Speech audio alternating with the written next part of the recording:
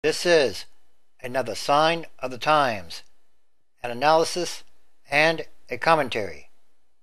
Pakistan rejects U.S. account of cross-border raid. Pakistan's military issued an uncompromising formal rejection on Monday of the United States report last month on a contentious border exchange of fire that killed at least 24 Pakistani soldiers, dealing a fresh blow to American hopes of reviving a troubled strategic relationship.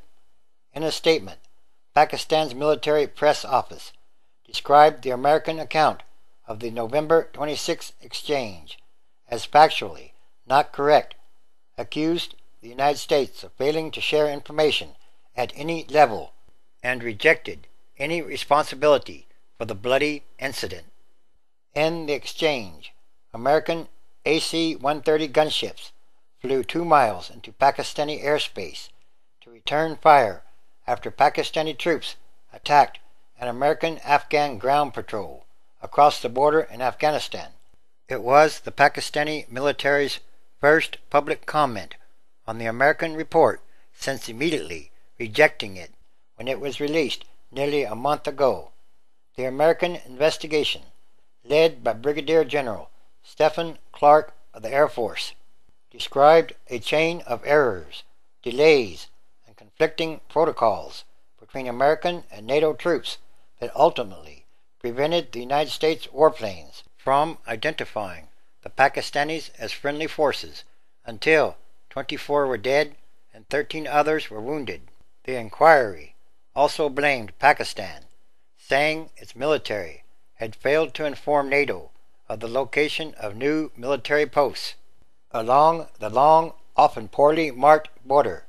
Pakistan's military refused to cooperate with the American inquiry, claiming that previous American investigations of disputed border attacks had been biased. The Pakistani military published its own 25-page report, described in the title as Pakistan's Perspective on General Clark's report. The military rejected any American criticism as unjustified and unacceptable, adding that the United States and NATO had violated all mutually agreed procedures for border operations. Pakistani fury is a product of genuine public outrage at the killings, which American officials privately admit were largely their fault, and deep-rooted hostility to the United States. But it is also driven by a desire on the part of the Pakistani military to deflect attention from their embarrassment about the American raid that killed Osama bin Laden on May 2nd. They've been preparing this a long time, a senior American official said. It is not coming out of the blue. In retaliation for the November killings, Pakistan has blocked NATO supply lines passing through its territory, which are variously estimated to account for 40 to 60% of military supplies reaching Western troops in Afghanistan. Pakistani military officials say that when the supply lines are reopened, NATO military goods will be subject to an as yet undetermined transit tariff. Amid the crisis, Pakistan has also frozen diplomatic relations in public, although American officials say that cooperation continues at lower levels. Pakistani lawmakers are currently engaged in a policy review aimed at reorganizing the relationship based on a hard-nosed assessment of each side's interests. The lower and upper houses of Parliament are expected to debate the new policy in a special joint session in late January. The senior American official said the Obama administration was engaged in strategic patience. They hope to come to us by early February and say, "We are ready to talk," he said. "We are waiting until they are ready to talk."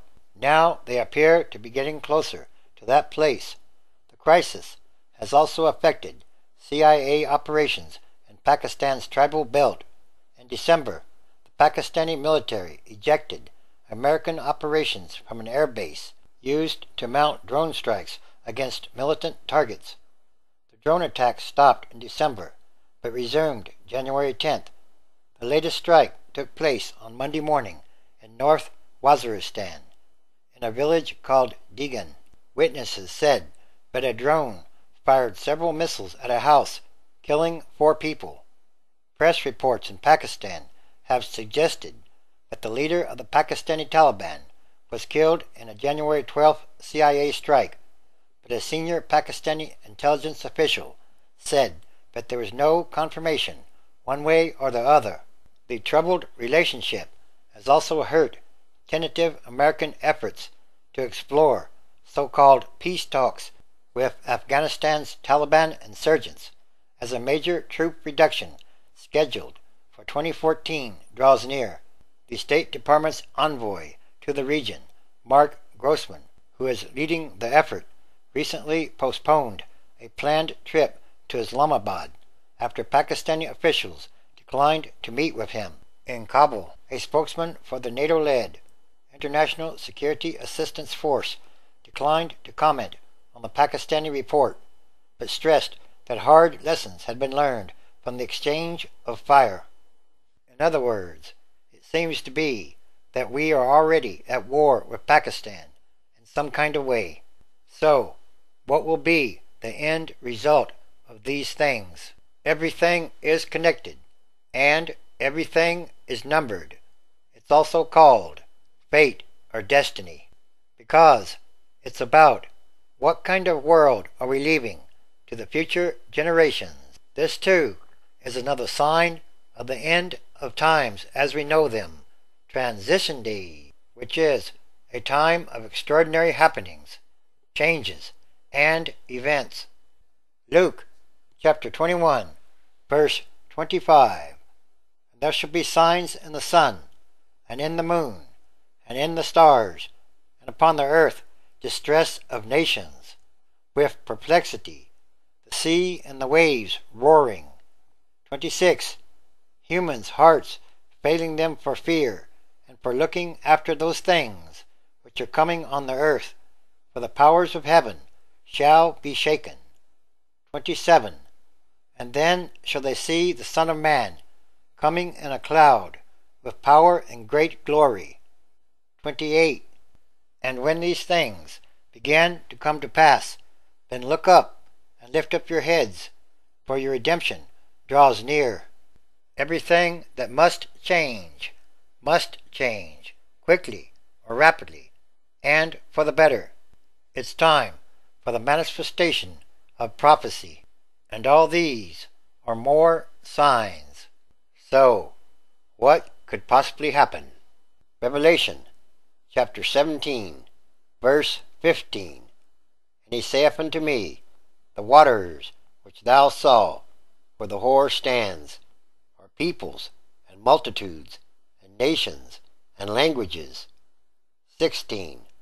And the 10 horns which thou saw upon the beast, these shall hate the whore, and shall make her desolate and naked, and shall eat her flesh, and burn her with fire. 17.